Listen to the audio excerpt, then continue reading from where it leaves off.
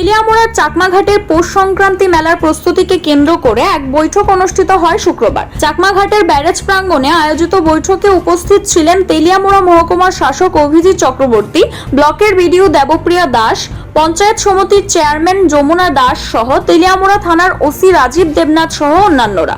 অন্যান্য বছরের মতো এবারও মেলার সুষ্ঠু ব্যবস্থাপনার জন্য প্রস্তুতির অগ্রগতি নিশ্চিত করার উদ্দেশ্যে মূলত এই দিনের বৈঠকের আয়োজন করা হয়। প্রতি বছর মকর সংক্রান্তি উপলক্ষে চাকমাঘাট ব্যারেজ প্রাঙ্গণে বিশাল মেলার আয়োজন করা হয়।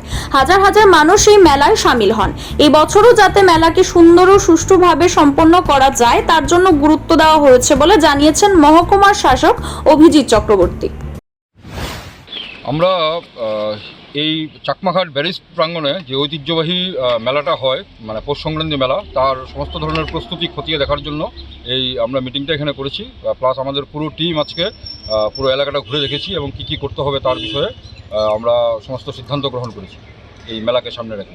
মানে গত বছরের থেকে এই বছর মানে কি মানে অ্যারেঞ্জমেন্টে কি পরিবর্তন হয়েছে?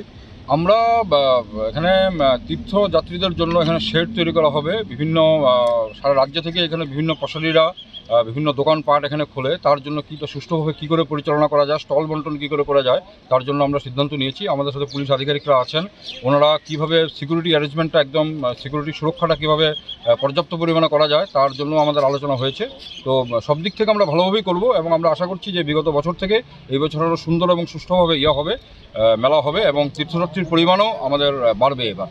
এবং আমরা বিশেষভাবে নজর রাখছি যাতে কোনো ধরনের অ্যান্টি সোশ্যাল অ্যাক্টিভিটিস, বিশেষ করে নেশা মুক্ত ত্রিপুরা করা এবং ড্রাগস, গ্যাম্বলিং এসব যাতে না হয়, মেলা চত্বরে না হয়, তার জন্য আমরা